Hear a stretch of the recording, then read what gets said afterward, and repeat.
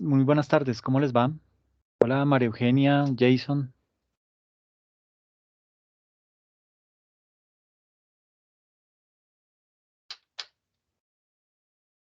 Hola, profe, buenas noches.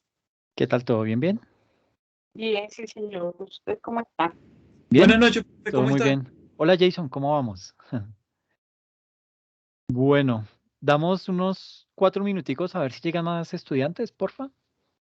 Sí, profe. Muchas gracias, disculpen. Bueno, profe.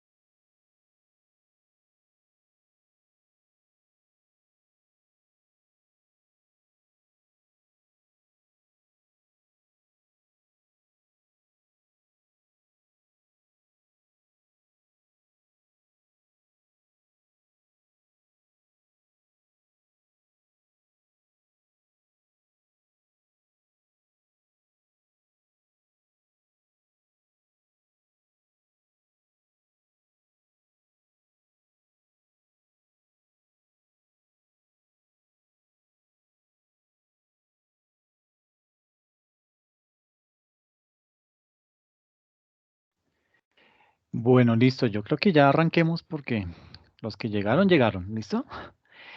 Entonces, bueno, voy a compartir pantalla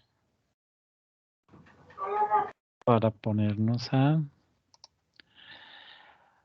proyectar lo que es la presentación y dar inicio a la sesión. ¿Listo?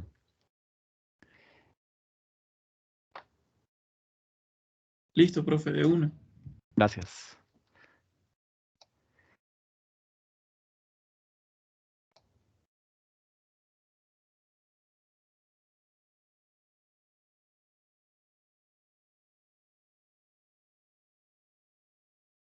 Bueno, pues básicamente en la sesión del día de hoy, pues lo que vamos a hablar es de lo que son las generalidades de los impuestos nacionales, ¿sí? Todo lo que converge bueno, ¿qué conforma ese grupo de impuestos nacionales? ¿Ok?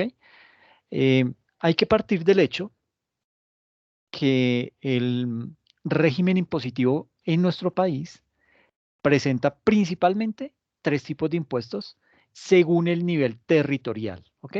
Y esos tres tipos de impuestos son los nacionales, los departamentales y los municipales, ¿ok? Entonces nos vamos a meter de lleno en los nacionales, ¿listo? Y digamos que desde el punto de vista de esos impuestos nacionales, pues los siguientes son los principales impuestos del orden nacional que son aplicables en nuestro país, ¿ok?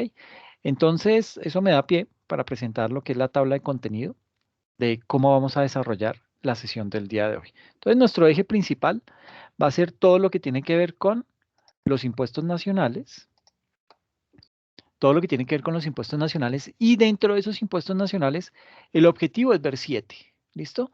El primero de ellos, el impuesto sobre la renta,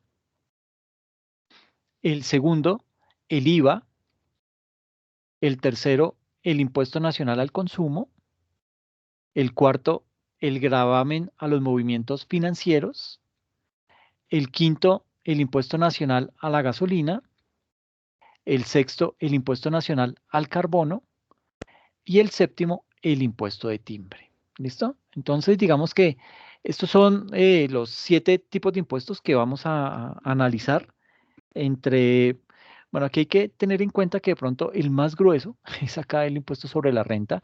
Ahora, el IVA tiene un gran componente también, es bastante importante para las arcas del país. ¿Por qué es importante? Porque este impuesto se lo puede cobrar a todo el mundo y solo lo recaudan las grandes empresas y se lo trasladan al gobierno nacional. Entonces es mucho más fácil para el gobierno recaudar vía impuestos indirectos como el IVA que recaudar vía impuestos sobre la renta, que son impuestos directos, ¿ok? ¿Por qué? Porque esto demanda más recurso humano, más recurso tecnológico por parte de la DIAN para poderle hacer seguimiento y poder corroborar que en efecto todas las personas están pagando lo que tienen que pagar. Y en este tipo de situaciones, pues digamos que lo más importante, o digamos que el menor esfuerzo que le genera a la DIAN o a la Administración Nacional es básicamente recaudar vía impuestos indirectos como el IVA. ¿Listo? Entonces, aquí vale la pena mencionar lo siguiente. El objetivo mío dentro de este curso es el siguiente. Yo, digamos que voy a tocar la parte teórica muy por encima de los impuestos que vamos a abordar. De pronto voy a profundizar un poquito más en el impuesto sobre la renta porque tiene muchos componentes, pero el objetivo es, digamos que, dar la descripción de lo que hace cada impuesto dentro de ese grupo de los impuestos nacionales, pero me voy a centrar también en el desarrollo de un ejercicio en donde vamos a resolver, bueno, en donde vamos a hacer una declaración de renta eh, a nivel de persona jurídica. ¿Listo? Ese es el objetivo. Eso no es muy fácil. Es un tema que, digamos, el curso se queda corto en ese aspecto. Solamente manejamos 2 horas a la semana y pues digamos que eh, de- para manejar un tipo de ejercicio de esa categoría se requiere muchísimo más tiempo. En 8 sesiones digamos que manejar todo el grupo, el grupo de impuestos que conforma la categoría de impuestos nacionales, pues no nos da. Entonces, digamos que desde ese aspecto, mi objetivo es hacer ejercicio, una declaración de renta de persona jurídica en el impuesto sobre la renta y manejar lo que más podamos a nivel de IVA y si alcanzamos algo en el impuesto nacional al consumo. Los otros, pues ya digamos que les correspondería a ustedes para que los trabajaran por su cuenta. Pero creo que esto es importante, manejar el impuesto sobre la renta, realizar un ejercicio práctico. eh, ¿Y por qué es tan largo? Porque hay que empezar a explicar ítem por ítem que lo compone, ¿sí? De dónde sale tal dato, cómo se calcula, cuál, digamos, qué monto está exento, qué monto no, todo ese tipo de reglas que componen lo que es la declaración de renta, ¿ok? Entonces, en ese orden de ideas, el tema es muy grueso, pero el objetivo es tratar de desarrollarlo. Si yo veo que el tema es muy amplio, entonces yo lo que voy a tratar de hacer es grabo algunas sesiones y se las publico para que ustedes las tengan. Pero eso me ha demostrado que a ustedes no les gusta tanto eso, que ustedes prefieren que uno se haga la sesión, eh, pero ya queda a criterio de ustedes, ¿ok? Entonces, en ese orden de ideas, vamos a abordar de una vez lo que es el impuesto sobre la renta. Básicamente, este impuesto sobre la renta, digamos que grava eh, dos aspectos bien importantes dentro de la dinámica, tanto de la dinámica personal como de la dinámica empresarial. Entonces, digamos que desde el punto de vista del impuesto sobre la renta, ese impuesto grava lo que son por un lado, las utilidades obtenidas por los contribuyentes, pero son esas utilidades que obtienen los contribuyentes que generen incrementos en su patrimonio y provengan de sus operaciones ordinarias. ¿Ok? Eso es bien importante aclararlo porque hay otro segmento que son eso, lo que se conoce como ganancia ocasional, que también son unos ingresos, ¿sí? Es, digamos, el segundo componente. Digamos que el impuesto de ganancias ocasionales grava otros ingresos que no se consideran ordinarios para los contribuyentes, ¿ok? Entre otros, que hacen parte de ese impuesto de ganancias ocasionales, tenemos lo que es la utilidad en la venta de activos fijos, que son poseídos por una organización por más de 2 años, todo lo que tiene que ver con donaciones, ¿sí? Y actos a título gratuito. Entonces, eh, si una persona vende un bien inmueble, ¿sí? Eh, digamos que esa utilidad que esa entidad obtiene fruto de haber vendido ese activo fijo o ese activo inmueble, eh, esa utilidad va a ser grabada por ese impuesto a las ganancias ocasionales, ¿ok? Entonces, digamos que eso también es otro componente que va dentro o que está inmerso en el impuesto sobre la renta. Las donaciones, si a usted le hacen bueno, si a una persona jurídica le realizan una donación, esa donación también va a surtir el tema de ser grabada por ese impuesto de ganancias ocasionales. Imagínense que conozco una, Perdón, profe. ¿sí? O sea que las regalías que vendrían a ser.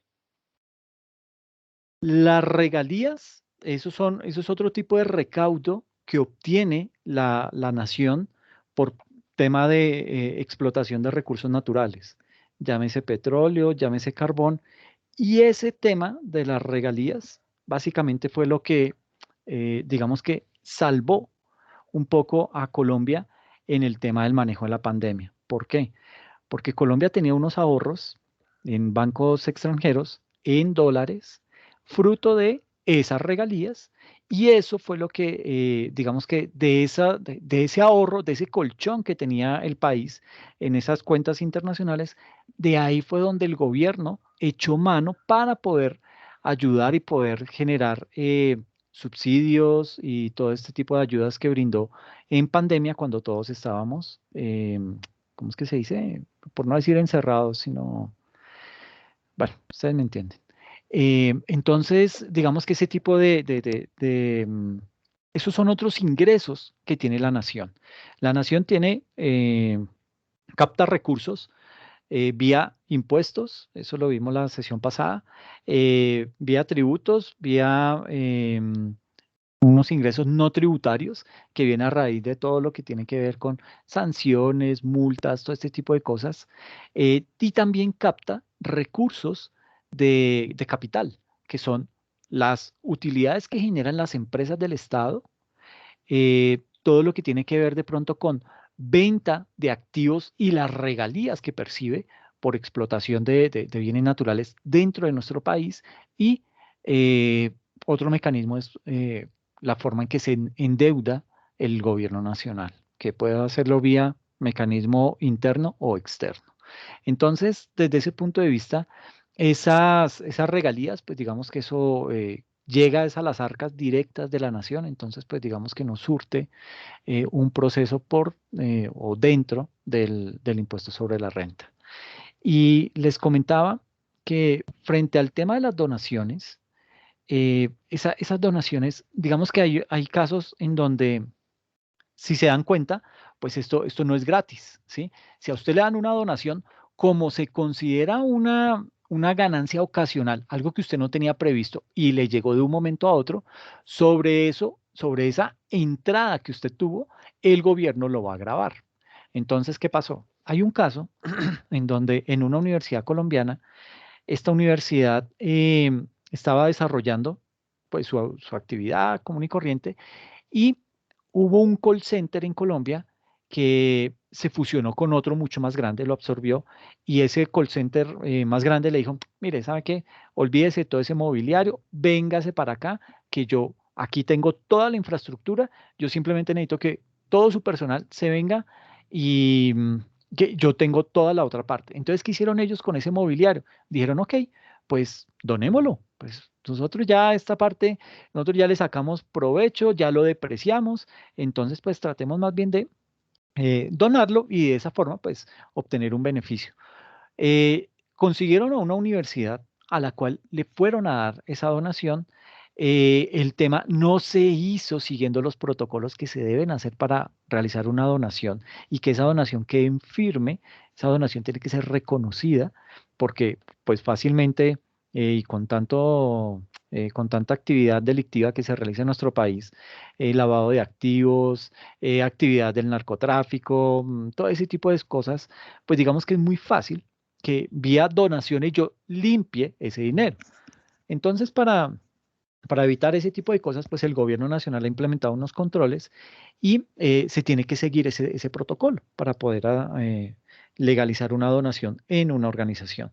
Esa donación, digamos que la hizo muy de amigos, la hizo el que era el director de ese call center en ese momento y el vicerrector administrativo de la otra universidad. Entonces, entre ellos hablar, ah, sí, oiga, qué chévere, ¿por qué no me los dona? Que yo sí los voy a utilizar, voy a hacer una reforma, no sé qué, si se va, ok, listo. Le entregan esos bienes muebles a esta universidad y no se hablaron, las dos personas que hicieron la negociación, no se hablaron ni con el contador ni con el revisor fiscal de cada una de las organizaciones y eso quedó así entre amigos. La universidad, sí, pues de buena fe, mandó recoger todos los muebles, se los llevó, los instaló, y entonces, bueno, necesito el certificado de donación. Y la universidad le decía, cuando el vicerrector le explica al contador, le dije, mire, conseguí estos muebles, me los donaron, no sé qué, si se llama. El contador se cogía del pelo y decía, bueno, pero ¿cómo vamos a legalizar eso? El otro contador, ¿qué ha dicho? Porque esto no es simplemente recibir algo y que yo coja y emita una certificación y listo. No, aparte de eso, nos van a cobrar un porcentaje por ganancia ocasional por el hecho de haber sido beneficiados por esa donación. Entonces, un poco el tema termina y termina mal, termina en que la universidad no le emite nunca el certificado de donación a ese call center. Obviamente, pues la relación se rompió, se dañó, el uno quedó como ladrón, el otro quedó como bobo por no haber hecho bien el paso, etcétera, etcétera. El caso es que eso, pues, derivó en el despido del gerente del call center. Al vicerrector pues no lo iban a echar, pues obviamente él lo que hizo fue conseguir gratuitamente una gran cantidad de bienes muebles y eso pues le sentó muy bien a esa institución y de esa manera pues digamos que el tema se cerró mal, pero digamos que la moraleja acá es tener en cuenta que una donación implica caer en temas de ganancia ocasional. Segundo, una donación implica la emisión de un certificado, pero un certificado que debe cumplir con unos criterios específicos y puntuales que da el gobierno nacional. ¿Con qué objetivo? Para poder corroborar que en efecto eso no fue fruto de alguna actividad ilícita y que simplemente se lo dieron a usted por qué sé yo, ser buen amigo.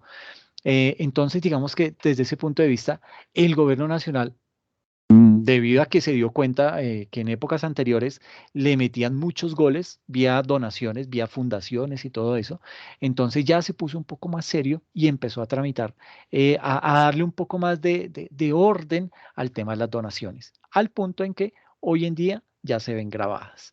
Es bien importante y esto lo digo para aquellas personas que quieran indagar, que espero que sean todos, que quieran conocer más acerca del impuesto de renta.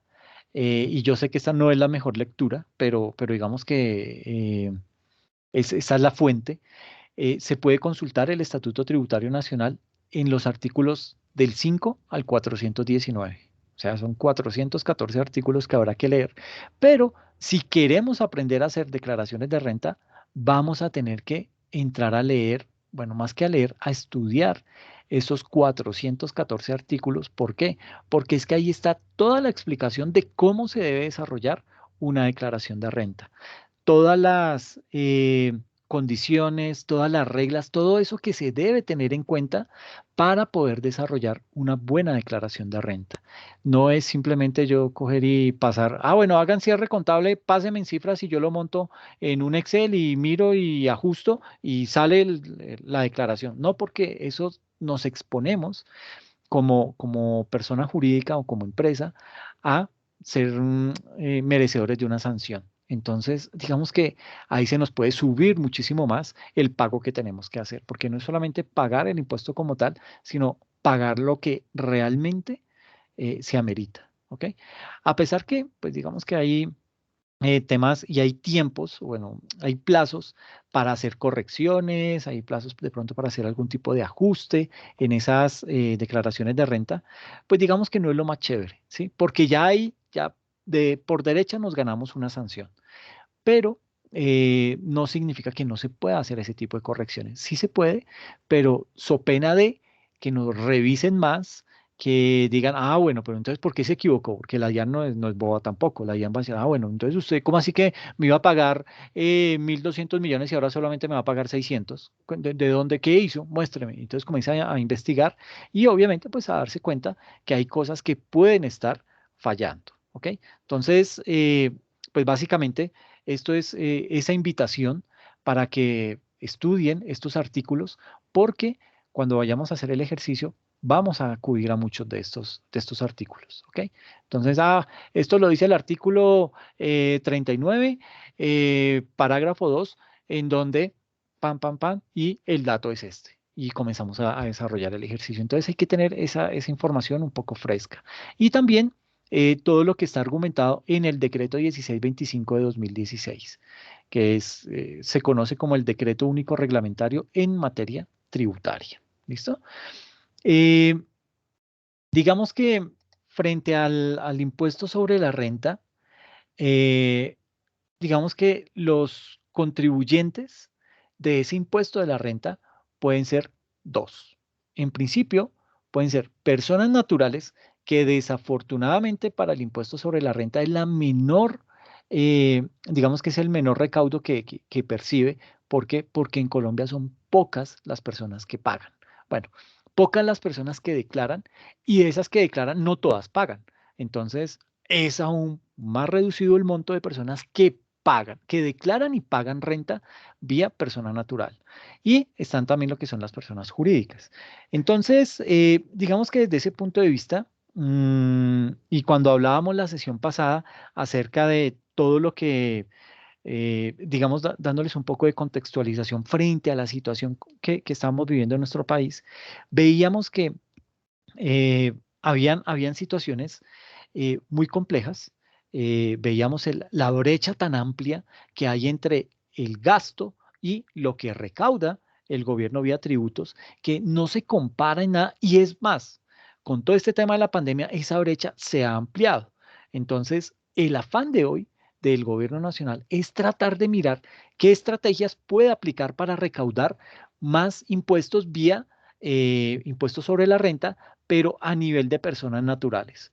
Obviamente, pues este gobierno se dio cuenta que cuando trató de hacer eso después de pandemia y tratar de cargar a la clase media con más impuestos, pues obviamente fue cuando todos salimos a la calle y protestamos por ese tipo de situaciones. Eso pues obviamente derivó en que el gobierno echara abajo em, esa reforma tributaria y pues básicamente quedó en que pues que iban a hacer otra reforma tributaria que pues básicamente ¿qué hizo este nuevo ministro? Pues simplemente tratar de concertar con los gremios y decirle, oiga, mire, écheme la manito, usted se ha dado cuenta que yo los ayudo, yo les mantengo los beneficios tributarios, que son más de 220 beneficios tributarios, sigan utilizándolos, pero me toca decirles que les voy a subir la tarifa, ¿ok? Ya habíamos quedado en que para el 2022 la tarifa bajaba al 30, no se lo va a poder sostener, hermano. Me toca subirle antes al 35 porque el tema del hueco fiscal está grave. Entonces, a pesar que el gobierno echó mano de todo ese dinero que tenía de regalías, ¿sí? Guardado allá en el exterior, lo utilizó y se lo gastó. eh, no fue eso no fue, digamos que no dio abasto para todo lo que se vino, es decir, el tema de la compra de vacunas. Con esos dineros fue que se pudo comprar muchas de esas vacunas. ¿Por qué? Porque, si se acuerdan en la presentación de la semana pasada, yo les decía que Colombia había quedado, digamos que está mal evaluada por las calificadoras de riesgo. ¿Y qué pasa? Que por lo general esas vacunas un país las compra a crédito, ¿sí? O sea, nadie tiene, ¿a cómo saldrá cada vacuna? Qué sé yo, eh, póngale a $10 cada vacuna y multiplique eso, si son 2 dosis. ¿Alguien quiere comentar algo? Ok. Sí, recuerden que yo no los veo, entonces yo estoy aquí con la diapositiva, entonces siéntanse con confianza para hablar. Esas vacunas, por lo general, pongámosle un precio, $10 por vacuna, somos 50 millones de personas, serían 100 millones por $10 cada una, entonces vaya haciendo cuentas y se va a dar cuenta que el tema es grueso y, pues desafortunadamente ese dinero pues, no se tenía y sabiendo que las arcas del Estado estaban muy golpeadas. Entonces, lo que hace el gobierno nacional es dispone de esos, o sea, por un lado, o sea, tenía doble problema. La, la no disponibilidad de dinero para poder cubrir la compra de esas vacunas y como no tenía disponibilidad de dinero, entonces digo, ok, bueno, entonces yo me endeudo. Entonces habla con los laboratorios y dice, oiga, ¿me las fía? Entonces los laboratorios le dicen, claro, venga a ver, yo miro cómo está evaluado según las calificadoras de riesgo para poder decir que sí le puedo prestar esa platica. Entonces van y miran, uy, no, pero señor Colombia, usted está grave. Además, todo el tema de la protesta, le echaron abajo la reforma tributaria, porque esa reforma tributaria, digamos que una reforma tributaria no es solamente un tema que va a poner más impuestos, es básicamente garantizarle a esos entes externos que sobre todo con los que nos hemos endeudado, decirles, mire, yo voy a crear, acabo de montar esta reforma tributaria y esta reforma tributaria me va a brindar los recursos que yo necesito para poder cumplir con las obligaciones que ha adquirido con usted. Entonces, viene la difusión de esa reforma tributaria. Nos rebotamos todos porque el tema no era equitativo.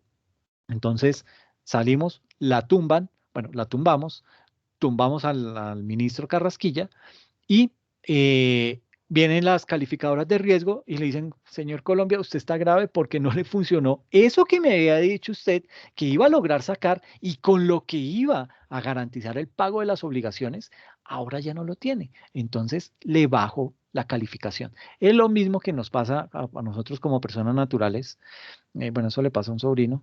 eh, Mi sobrino me dice, no, pero tío, imagínese que ahorita estoy reportado. Y yo, pero hombre, ¿cómo se dejó reportar? ¿Qué pasó? No, es que me atrasé, que con la cuota del apartamento, que con las tarjetas y que no sé qué. Y, pero hermano, usted no puede hacer eso, ¿no? Entonces, ese tipo de afectaciones que nos hacen a nosotros, que nos marcan en data crédito, en CIFIN, en ese tipo de cosas, bueno, no a nosotros, a mi sobrino, eh, ese tipo de marcaciones también se la hacen a los países y eso le restringe el acceso al crédito a esos países. Entonces, no es tan chévere que yo como gobierno de un país vaya y le diga al Banco Mundial, oiga, es que imagínese que Hidroituango, ay, no me está saliendo tan bien, el tema tiene por ahí una que otra grietica, entonces tengo que arreglarlo. ¿Será que usted me puede prestar una platica? Y pues posiblemente el Banco Mundial va a mirar su score, va a mirar su puntaje y dice, uy, no, doctor, me da pena con usted, pero no, es que está mal evaluado. No, definitivamente no le puedo hacer préstamo. O sea, tal cual como funciona para nosotros cuando tratamos o cuando mi sobrino va a pedir un préstamo y está reportado, pues eso mismo le va a pasar al país. ¿Por qué? Porque no ha logrado poder estabilizar, bueno, no tanto estabilizar, sino garantizar vía una reforma tributaria, vía unos impuestos que va a recaudar, no puede garantizar que en efecto va a poder cumplir con esas obligaciones. Dime. Profe, es que quería hacer una acotación sobre los reportes. Es que uno piensa que solamente tener un crédito y si uno no cumple con ese crédito lo reportan y realmente en este momento nos reportan por todo. Si tenemos el celular, si tenemos una parabólica a nombre de nosotros, todo lo que se tenga, todos los servicios que se tengan a nombre de uno y si uno se lo reportan esos días de mora, no es como antes que era un mes o le dan 2 meses, no, ahora es inmediato y se va perdiendo puntos. Entonces llegan los bancos y le miran a uno si uno es apto para obtener un crédito y le dicen, no, usted está reportado porque no pagó su celular, no pagó la cuenta de Concel o no pagó su cuenta de hogar. Entonces, lo que yo le sugiero es que se esté 3 meses juiciosito pagando sus cuentas al día o antes del día y ya dentro de 3 meses volvemos a hablar con usted. Eso es lo que le dicen ahora los bancos cuando uno quiere un préstamo. Sí, es complejo. Y ahora también desde la parte tributaria, si usted no paga o se atrasa con algún pago, también puede llegar a ser reportado vía ese medio. Entonces, digamos que hay muchas situaciones que le pueden dañar a uno ese historial crediticio y ese historial crediticio, digamos que hay que cuidarlo porque en cualquier momento podemos necesitar hacer uso de algún préstamo, de alguna cuestión. Por ejemplo, ahorita con todos los beneficios que ha dado el gobierno para poder adquirir vivienda pues sería buenísimo poder uno adquirirla, poder decir, bueno, me le meto a esa obligación, ¿sí? Y pues obviamente cuando uno pasa esos documentos, pues, y está reportado y de pronto usted no lo sabía, pues primero la vergüenza, ¿no? Porque eso da pena, bueno, eso me dice mi sobrino. Pero segundo, el tema de perder esa oportunidad. Entonces, sí hay que tratar de cuidarlo al máximo, evitar ese tipo de retrasos para que no vayamos a caer en esas demoras. Entonces, volviendo al tema digamos que esa parte de la reforma tributaria de Carrasquilla que se cayó, había un ítem muy importante y era todo lo que tenía que ver con la declaración de renta. Pues habían varios ítems, en realidad habían como 6 ítems y bien importantes. Uno de esos era todo el tema del IVA a los servicios públicos, el IVA a los servicios funerarios, ¿sí? El hecho de pasar unos bienes de exentos a excluidos, ¿sí? El otro, pues, era básicamente todo lo que tiene que ver con declaración de renta. Y como estamos hablando de impuestos sobre la renta, digamos que aquí esa reforma tenía algo, un componente, y era que, pues, bueno, básicamente la declaración de rentas es impuesto que se calcula con base en los ingresos, con base en los gastos que ha tenido esa persona, y hablando de persona natural o jurídica, y también se calcula con base en las inversiones que hacen ese tipo de personas, naturales o jurídicas. Para el caso de personas naturales, esa reforma tributaria tenía que, después de determinado monto, las personas deben pagar su impuesto que oscila entre, bueno, que oscilaba entre un 0,2% hasta llegar a una tasa del 20,3%. A eso es a lo que se le conoce como progresividad, es decir, que salen unas tasas y en la medida en que la persona demuestra que tiene más ingresos o que tiene una mayor riqueza, pues con base en esa mayor riqueza va a pagar más ese impuesto, va a pagar una mayor tarifa, ¿ok? Eh, y digamos que en ese punto, de acuerdo con el valor de vengado, digamos que la propuesta indica que de manera gradual, personas que antes no debían declarar, según esa reforma tributaria, ahora deberían empezar a hacerlo. Por ejemplo, para el año 2023, esa reforma esperaba que declararan, eh, digamos que declararan las personas naturales que tenían unos ingresos iguales o mayores a 2,9 millones mensuales para el 2023, pero para el 2024 aspiraba a que las personas que devengaran ingresos de 2,5 millones, de 2 millones y medio, pues esas personas tenían que empezar a declarar. Entonces, ¿qué significaba eso? Básicamente que iba al gobierno y eso me parecía bueno. ¿Por qué? Porque esto lo está clamando, esto se lo están pidiendo muchos entes internacionales, entre ellos la OCDE, para que el Colombia empiece a recaudar vía, empieza a recaudar más por impuestos sobre la renta vía personas naturales, ¿ok? El grueso de lo que recauda el país vía impuestos sobre la renta lo está haciendo a través de personas jurídicas. Y esto lo he dicho en otros escenarios. Y el problema que tiene recaudar vía personas jurídicas es que cuando a las empresas les va bien, uy, el Estado está chévere. Pero cuando a las empresas les va mal, el Estado se pone triste. ¿Por qué? Porque deja de percibir, porque como ese impuesto afecta directamente las utilidades de las organizaciones, entonces si una empresa tiene menor utilidad, pues va a ser menor lo que le va a pagar al Fisco Nacional. Entonces, por eso es que al gobierno le interesa que la economía funcione bien, que el tema de la cultura tributaria cada vez crezca más para que sean más las personas, en este caso jurídicas, que se animen a declarar su impuesto de renta bajo principios de justicia y de equidad y que lo hagan sobre todo en el marco de legalidad, es decir, declarando lo que realmente debe ser y no de pronto tratar de mirar estrategias para ver cómo puede llegar a eludir el impuesto de renta. Eh, y prácticamente, pues digamos que con esa reforma tributaria se buscaba era que muchas más personas eh, asumieran el pago del impuesto de renta. Eso me parecía bueno. ¿Mm? ¿Cuál era el problema? Que estábamos saliendo de una pandemia. La tasa de desempleo se disparó. Había mucha persona que había quedado desempleada, muchas personas que ya no tenían fuente de ingreso.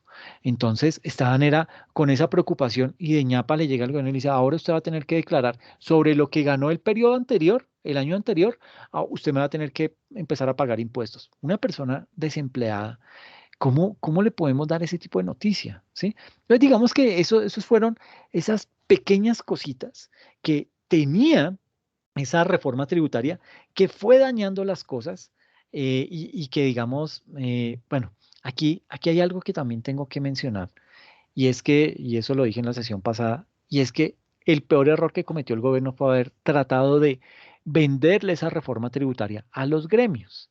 Entonces, si usted llega y convoca al gremio de los productores de huevos, usted llega y convoca a los gremios de la carne, si usted llega y convoca a los gremios al gremio de los servicios funerarios y les dice, bueno, señores servicios funerarios, ustedes me caen bien, va muy chévere, el negocio va bien, porque pues con el COVID, pues el negocio va creciendo. Entonces, pues yo creo que ustedes van a tener que pagar IVA.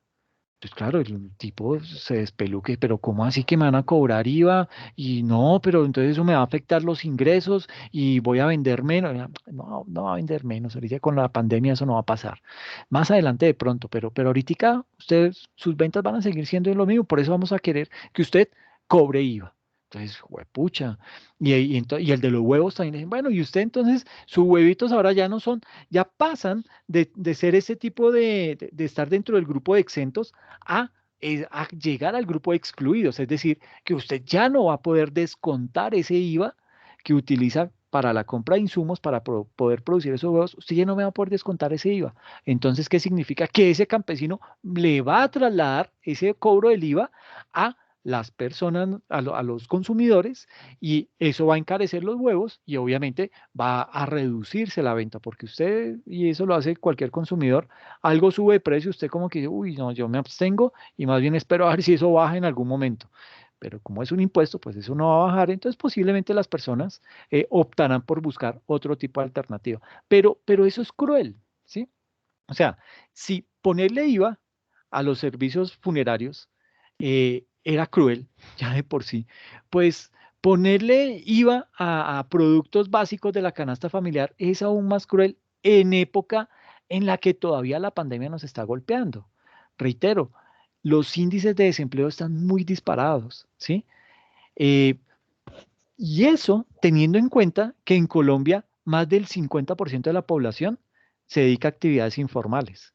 Entonces, si se supone que el otro 50% es el que elabora, el que tiene una actividad formal, ese, ese índice de desempleo que está alrededor del 16%, habrá que medirlo no sobre el 100% de la población, porque el 50% se dedica a temas de actividad informal.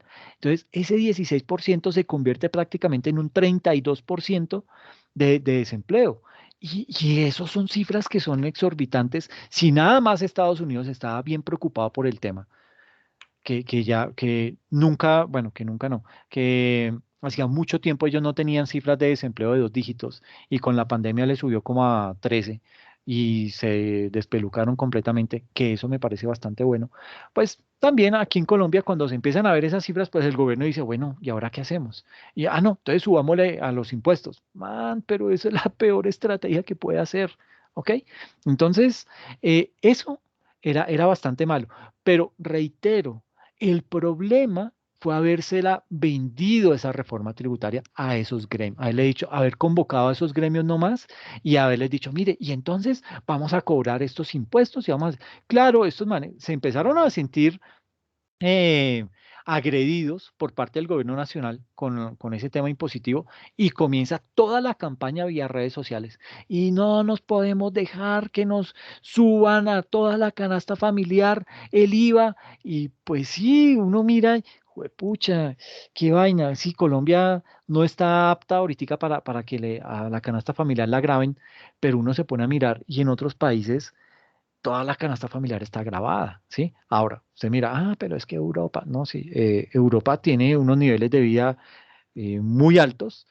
eh, las ayudas que le dieron a las personas que quedaron desempleadas o que realmente necesitaban una ayuda eran unas ayudas muy buenas.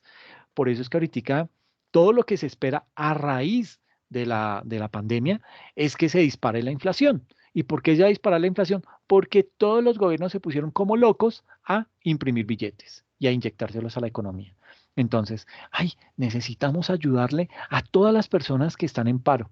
Bueno, que están desempleadas en España. Entonces comienza el gobierno, listo, entonces, ¿plata de dónde? Uy, no, pero es que mire que tenemos que pagar esto y lo otro. Ay, miércoles, señor Banco Central, hágame un favor, necesitamos que imprima plata. No, pero es que yo imprimí, ¿se acuerda la película La Casa de Papel que me robaron la plata? Ay, carajo. Entonces comienzan a buscar plata por todo lado y esta gente, esos recursos comienzan a inyectárselos a la economía.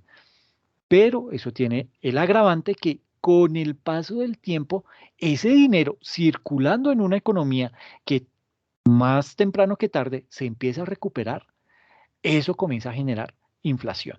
Y aquí encontramos diferentes tipos de teorías. Encontramos que existe la inflación porque todos los que medianamente hemos estudiado algo de economía decimos, miércoles, es que son muy brutos, ¿cómo se ponen a inyectar? ¿Cómo Estados Unidos le va a invertir, va a mandar a imprimir 2.9 billones de dólares y se los va a meter a la economía así de frente? ¿Sí? Uno dice, pues obviamente eso se va a disparar la inflación, pero hay un efecto importante y es que la persona que está recibiendo esas ayudas no tiene, por lo general está desempleada. Esa persona, pues obviamente necesita esa ayuda para lo básico, para poder subsistir, entonces para el mercado, de pronto para pagar servicios y de pronto para pagar algo de arriendo, ¿ok? Entonces digamos que ahí como que le sirve para ayudar. Inflación sería si ese recurso se lo metemos a una economía que medianamente está bien y la gente comienza a gastarse la plata en viajes, no, que es que me voy a comprar el último celular y que voy a comprarme el último laptop y que entonces, y comienza a haber mucha fluctuación de dinero, como lo que pasó en Colombia en la década de los 80 con todo el tema del narcotráfico, en donde toda esa fuente de ingresos que estaba circulando en nuestro país comienza a hacer daño, comienza a disparar la inflación. ¿Por qué? Porque la gente empieza a ver que le empieza a llegar dinero de varias fuentes, pues comienza a malgastarlo. Y ese malgasto es el que lleva a temas de inflación. ¿Ok? Pero, por otro lado, hay otros expertos que dicen, lo que se viene no es una inflación, lo que se viene es una deflación. ¿Y qué es una deflación? Pues básicamente que las personas que hoy están con su establecimiento de comercio habilitado, por temas de desarrollo tecnológico, se ven atrasados, no tienen cabida en el mismo mercado. Las empresas que tienen un mejor desarrollo tecnológico o que de una u otra manera han apropiado esas nuevas tecnologías para potenciar su negocio, pues están teniendo ventaja en el mercado. Y eso no es malo. Digamos que eso es efecto de competencia y eso en una economía ayuda a dinamizar la economía. El problema se vuelve malo cuando son muy pocas las empresas que logran implementar ese nivel de tecnología. Estas empresas obviamente logran abaratar sus costos y ¿qué hace? Obliga a que las otras pequeñas empresas que no tienen el mismo desarrollo tecnológico tengan que bajar sus precios. ¿Ok? Entonces, eso a la larga, esa disminución de precios para que las empresas puedan salir de sus inventarios y puedan tratar de seguir con la dinámica, pues a la larga va a llevarlos a la quiebra. ¿Por qué? Porque la deflación cumple esa función, eh, abaratar los precios, pero en esa competencia de mercado, pues el que vende más caro se queda rezagado, ese no va a vender productos. Uno está mirando, usted necesita comprar un computador, usted no entra solamente a Catronics, usted entra a Catronics, va y mira en el Éxito, va y mira en Jumbo, bueno, en el Éxito no, porque es que ahí esos fueron eh, impregnados con temas de apoyo para para hacer, ¿qué fue lo que salió por noticias? Bueno, estuvieron como, se convirtieron como en cómplices para ayudar a torturar gente, o sea, prestaron sus establecimientos para que la policía torturara gente. Entonces, uno va a ese tipo de establecimiento y cotiza, y yo miro, y el menor precio que tenga las mejores capacidades, pues yo me le mido a ese tipo de producto. Entonces, trato más bien de hacer eso. Y cuando yo veo que la tienda de la esquina tiene un precio muchísimo más alto, pero el de uno logra disminuirme el precio, pues yo me voy a comprarle al de uno. ¿Ok? Eso es sentido común. ¿Sí? Entonces, ese tipo de cosas hay que empezar a tener cuidado. ¿Por qué? Porque eso va a afectar la economía. Entonces, una economía que viene golpeada porque no recauda lo que necesita recaudar vía pago de impuestos de personas naturales. Una economía golpeada porque lo que las personas jurídicas estaban vendiendo hoy en día ya no están vendiendo lo mismo, entonces se va a ver sentido ese país. Bueno, se va a ver, y esto no es solamente de Colombia, esto es de todos los países. Les estoy hablando de potencias como Estados Unidos, les estoy hablando de países no tan con tanto poder, pero sí que tienen un buen nivel de vida como España. Francia está en la misma situación. Entonces, esas empresas que tenían o que estaban acostumbradas a tener unos buenos niveles de ingresos, hoy, vía pandemia, no lo pueden hacer. No tuvieron ese mismo nivel de ingreso y a eso pues habrá que sumarle otro tipo de factores. Entonces, todo el tema del cierre de la economía internacional. Y aparte, hoy en día se está viendo un fenómeno muy particular y es el que muchos centros comerciales se proyecta que van a desaparecer. ¿Y por qué van a desaparecer los centros comerciales? Porque nosotros, como consumidores, aprendimos a comprar en Internet. Bueno, más que todos los hombres, las mujeres todavía siguen, ay, no, pero ¿será que sí me queda? Y si lo compro y me toca meterle y no sé qué. Uno de hombre, pum, dice, ay, y está en promoción de una, ¿sí? Es como que más fresco para eso. Pero todo esto, gracias a la pandemia, que llevó a que los establecimientos de comercio fueran capaces de crear una página web, ponerle un carrito de compras y comenzar a comercializar vía Internet.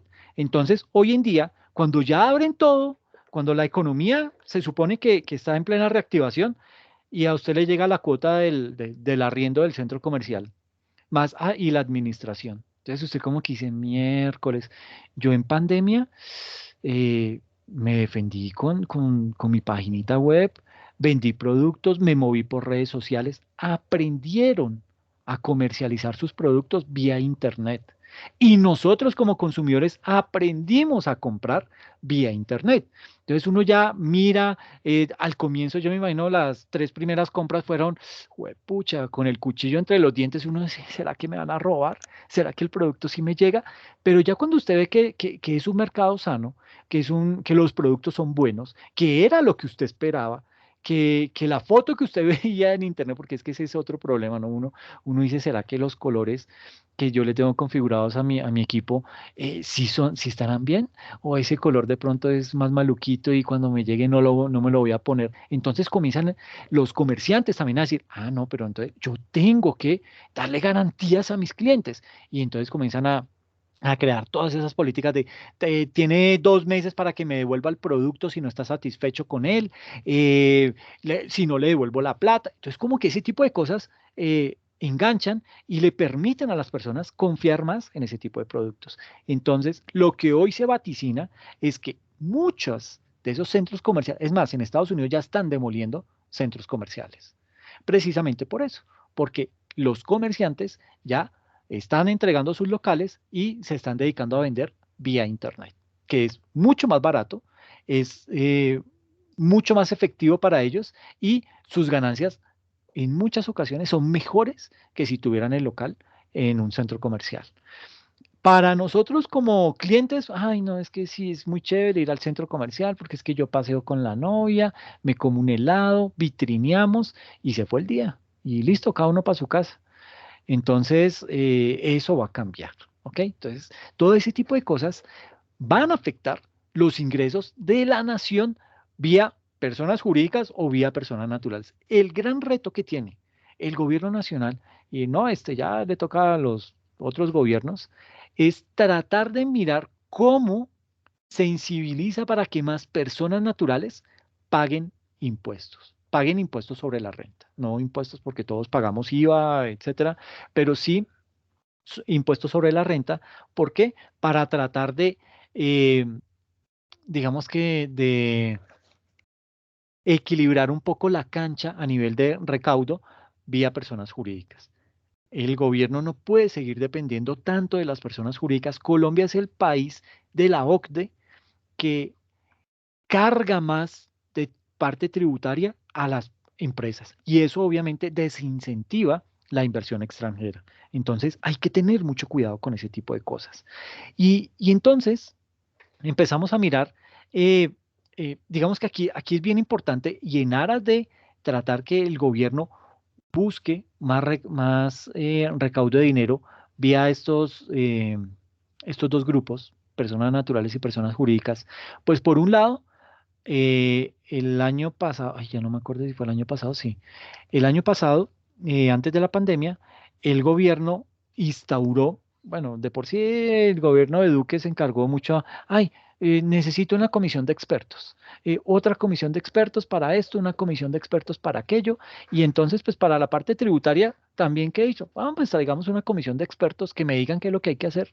Y pues sí, vino, digamos que armaron una buena comisión de expertos internacionales, todos de la OCDE, y estos expertos, pues lo que le dijeron al gobierno fue, hermano, usted está mal, y usted está mal, básicamente porque el, toda la parte de recaudo de impuestos, pues usted la tiene destinada mucho de eso a ¿cómo se dice? Al sector empresarial, ¿sí? O sea, se está cargando demasiado al sector empresarial, que es el sector productivo, y eso no es sano. Entonces, para poder equilibrar la cancha, usted lo que tiene que hacer es desmonte beneficios de los cuales hoy en día se están aprovechando esas personas jurídicas. Y cuando digo personas jurídicas, estamos hablando aquí de las grandes empresas. Esas son las que verdaderamente aprovechan al 100% todos los beneficios que da el gobierno nacional, sea que le apliquen o que no le apliquen. ¿Sí? Eso en contraprestación de las pymes y bueno, de las MIPYMES, o sea, las micro, las pequeñas y las medianas empresas. ¿Por qué? Porque ese grupo empresarial, que es más o menos el 95% de las empresas en el país, las MIPYMES, ellas están asumiendo lo que las grandes empresas están dejando de pagar vía beneficios.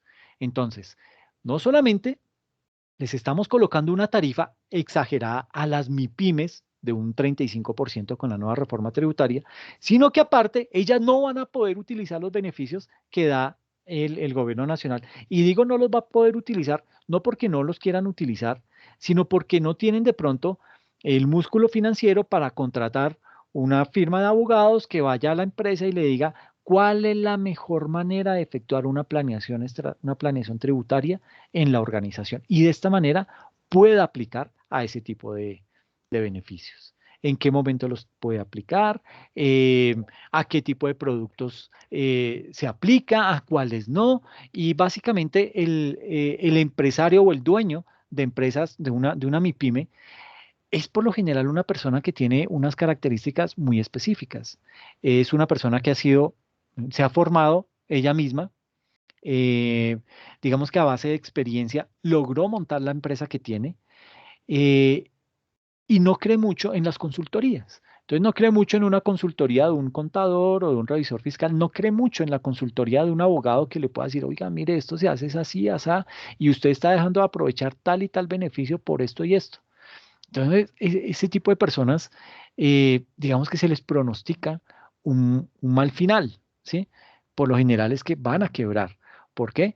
Porque están pagando de más, su flujo de caja no les va a dar y eso va a afectarlos drásticamente.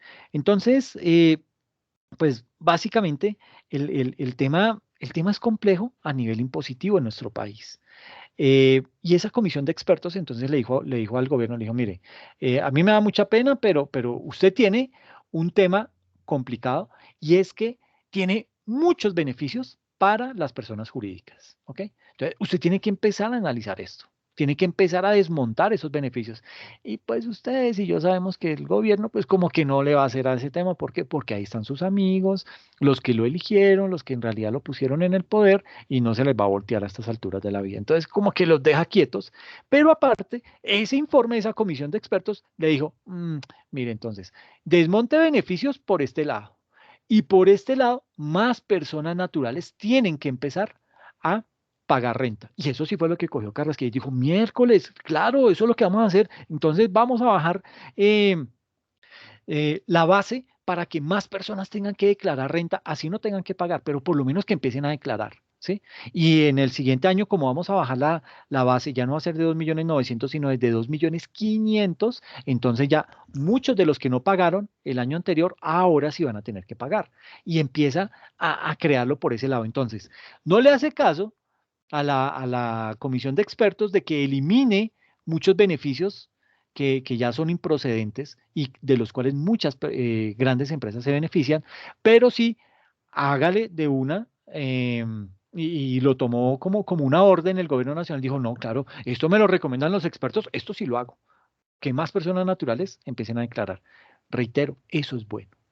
Así es como funciona una buena economía, una economía sana en un país, en donde más personas naturales pagan renta, ¿ok? Pero hay que mirar la dinámica en nuestro país. ¿Será que sí se espera que toda esa cantidad de personas puedan llegar a declarar a sabiendas que en nuestro país más del 50% de la población trabaja o tiene una actividad informal? Y tiene una actividad informal y eso implica que no va a poder, digamos que es una persona que no tiene seguridad social, ¿sí? Y aparte, es una persona que no paga impuestos. Entonces, pues, digamos que desde ese punto de vista el tema es bien complejo. Se le vuelve un verdadero problema al país. Entonces, yo creo que una de las salidas es empezar a mirar cómo vuelve más formales a las personas naturales, bueno, a las personas que están hoy en la informalidad. Para eso surgió el régimen simple de tributación, en donde, digamos que es como un llamado a esas personas, a ese bloque de personas, para que den su mirada y digan, oiga, sí, le voy a ayudar al gobierno pagando impuestos. Y no es malo, sobre todo hoy cuando todos salíamos a protestar y sí, que haya un ingreso básico y que haya matrícula cero. Y pues sí, uno dice, sí, qué chévere, claro, eso tiene que ser, pero ¿de dónde vamos a sacar la plata? ¿Sí? Entonces, digamos que la oportunidad es que más personas naturales empiecen a pagar renta. Esa es la verdadera salida al problema que tiene hoy nuestro país. No depender tanto de las personas jurídicas. Y es que en la medida en que más dependamos de personas jurídicas, estas personas tienen poder y van a poder exigirle al gobierno, o van a poder casi que nombrar al gobierno que ellos quieran. Y eso es malo, ¿no? Y lo estamos viendo. Ese tema no es sano. Es mejor que sea un gobierno que esté libre como de ese tipo de cargas, de ese tipo de favores que se adeudan, y tratar de gobernar para quienes en verdad lo eligieron, ¿sí? Y yo creo que ese es el verdadero camino. Entonces, esa comisión de expertos le recomienda eso en primera instancia, desmontar beneficios, que más personas naturales paguen impuestos y eh, también le recomienda algo y es que grave con IVA la canasta familiar. Y pues ustedes y yo sabemos lo que eso implica. Eso nos va a afectar el bolsillo y uno como que dice, miércoles, no podemos seguir de esa manera, ¿sí? Es decir, la situación bien dura y aparte nos van a clavar más impuestos, entonces no era el momento de hacer eso, ¿sí? Es básicamente eso y reitero, eso era puro sentido común. Era simplemente ponerse en el pellejo del resto de personas y decir, uy, sí, no, ahorita cómo les voy a salir con esto. No tienen plata, están echando hambre y fuera de eso yo voy y les llego con más impuestos. Ese es el mejor estilo de la monarquía, de una monarquía absoluta y eso no es lo mejor que puede pasar. Entonces, digamos que todo ese tipo de cosas llevan a que esa comisión de expertos diera una serie de recomendaciones que no todas se iban a implementar para el 2022, ¿sí? Porque el objetivo es eso, que esas recomendaciones que se hicieron y ese informe salió este año, entonces era con miras a que se implementaran para el 2022. Muchas no se van a poder hacer, ¿sí? Eh, digamos que Colombia pertenece a la OCDE, pero Colombia es, yo creo que el peor país a nivel de muchos aspectos que mide la OCDE. Uno de esos aspectos es el recaudo tributario. Colombia es el segundo peor país de la OCDE, el peor país es México, y ahorita que va a entrar Perú, entonces como que se nos va a ganar, pero entonces digamos que sigue siendo esa materia pendiente que tenemos en el país frente a todo el tema del recaudo impositivo. Eh, no tenemos, bueno, y hay un tema bien importante y es ese capital humano y la infraestructura tecnológica que debe tener la DIAN. La DIAN, bueno, digamos que el equivalente en Chile a la DIAN tiene más o menos 25.000 personas trabajando dentro de la DIAN. Y Chile es mucho más pequeño que Colombia a nivel de habitantes. Entonces uno dice, imagínense, si para esa cantidad de habitantes tiene 25.000 funcionarios, ¿por qué? Porque se da cuenta que necesita ese tipo de capital humano para poderle hacer un verdadero seguimiento al recaudo de impuestos y que haya y poder disminuir la evasión. Un costo de pronto que al comienzo va a ser alto, pero que en la medida en que se va recopilando y se va recaudando buen dinero, ya se va a hacer algo perfectamente sostenible. Entonces, imagínense, allá son 25.000, aquí la DIAN va por el orden de los 3.500 funcionarios. Entonces, imagínense esa diferencia tan grande. Eso es algo que impide que Colombia progrese o prospere en temas de recaudo de impuestos. Estamos mal en ese aspecto. Y en aspecto tecnológico, pues apenas Colombia está, o la DIAN, está dando saltos grandes a nivel de desarrollo tecnológico. Entonces ya vemos la implementación de una facturación electrónica que Perú la tiene desde el año 2005, 2006. Ahora con lo de la nómina electrónica, que falta ver eso, pues qué más dolores de cabeza pueda llegar a generar. Entonces, todo ese tipo de situaciones hacen que hoy Colombia esté muy rezagada dentro de ese grupo de países de la OCDE. Y el hecho de estar dentro de ese club, como lo es la OCDE, es que se supone que nos metimos ahí fue para poder implementar las mejores prácticas a nivel económico, a nivel educativo, a nivel salud, y vemos que no nos está sirviendo para nada. ¿Por qué? Porque estamos perfectamente mal. O sea, el panorama no podía ser peor, ¿sí? Tenemos bajo recaudación de impuestos, la evasión cada vez es más alta. eh, Fuera de eso la actividad informal cada vez va creciendo más en lugar de irla acotando. La dinámica de nuestra economía va haciendo más amplia esa brecha. Entonces, son situaciones que en realidad nos llevan a tener bajos niveles de recaudo tributario y digamos que el promedio de recaudo tributario de un país que pertenece a la OCDE está por encima del 34%. En Colombia es del orden del 19%. O sea, estamos un poquito más de la mitad, pero no es bueno, ¿sí? Entonces, hay que seguir, digamos que enfilando baterías en este sentido, que más personas naturales podamos pagar o no podamos, que nos sensibilicemos y ayudemos a pagar este tipo de situaciones. Pero hay un aspecto importante y es todo lo que tiene que ver con la corrupción y cómo eso nos golpea. Entonces, si usted ve que desafortunadamente eso que usted está pagando de impuestos muchas veces termina en actos de corrupción grandes, como Reficar, y que no hay ningún culpable, y que el caso lo archivan, y ese tipo de cosas como que mandan la señal equivocada a un país que hasta ahora está empezando a crear una cultura tributaria. Si yo veo que hay ese tipo de alcahuetería, pues a mí eso no me motiva a pagar, no me motiva a solidarizarme, a pesar que el hecho de pagar impuestos es un derecho, es un deber constitucional, ¿sí? A veces uno dice, no, miércoles, pero yo trato de evadir esa vaina porque esta gente se la roba y no hacen nada con esa plata. Y entonces como que comenzamos a buscar una serie de excusas para evitar que ese tipo de situaciones, digamos que poderle sacar el cuerpo a ese tipo de responsabilidades. Y eso está mal. Está mal porque pues como lo digo, la Constitución lo ordena, nosotros debemos aportar en la medida de justicia y equidad, pagar impuestos para que el gobierno, para que el Estado pueda avanzar y pues digamos que en ese orden de ideas Colombia está muy atrasado en tema de recaudo. Imagínense, el promedio de un país de la OCDE, su recaudo es del 34% y en Colombia escasamente llega al 19%.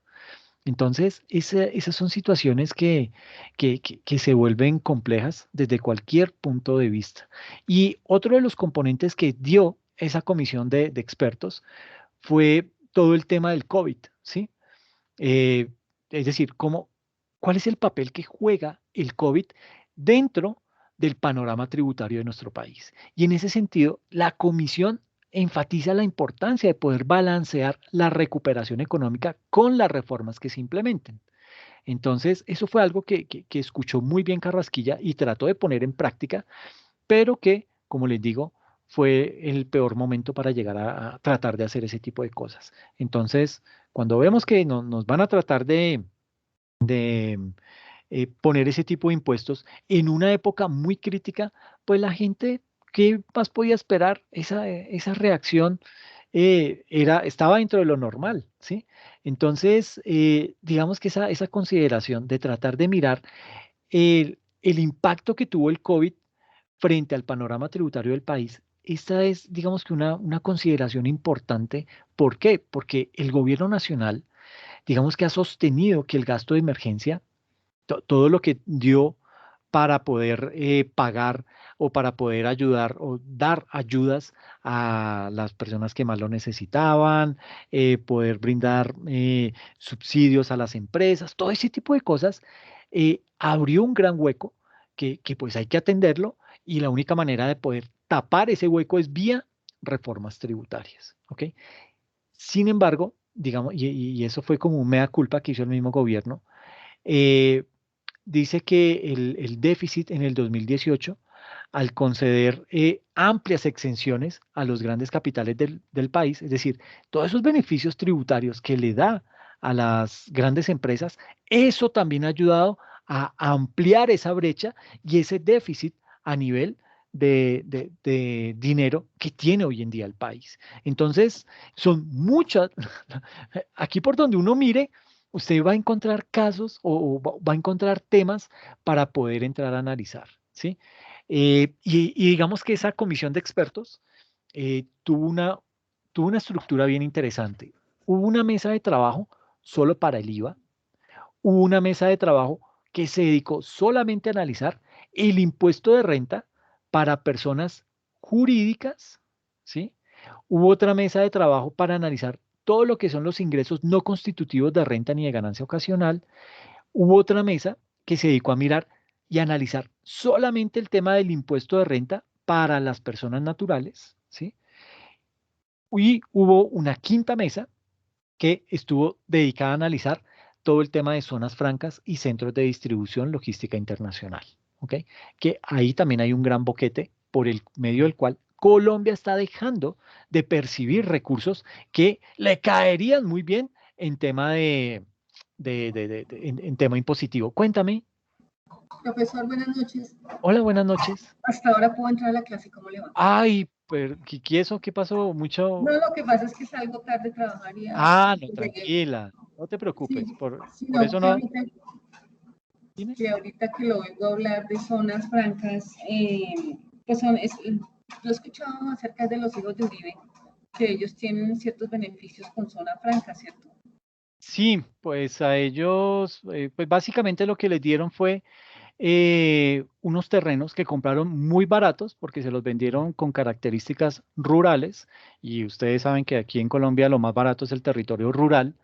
Entonces se los vendieron, ellos lo compraron allí en Mosquera y de un momento a otro declararon esa zona como zona franca y claro, el precio de la tierra inmediatamente se subió. Pero cuéntame. No, que lo escuché a usted hablar de zona franca, sí me acordé de ese tema. Ok, ok. Entonces vuelve como ese círculo vicioso de los más ricos siempre, los privilegios, las prebendas, todo ese tema y todo gira alrededor de los mismos, con los Sí, beneficios. es un círculo vicioso en el que estamos inmersos. Por eso es que en muchos aspectos se está hablando que Colombia no tiene que seguir pensando desde el punto de vista o desde la óptica de reformas tributarias, sino de un cambio estructural tributario. Y ese cambio estructural tributario no se logra en 4 años.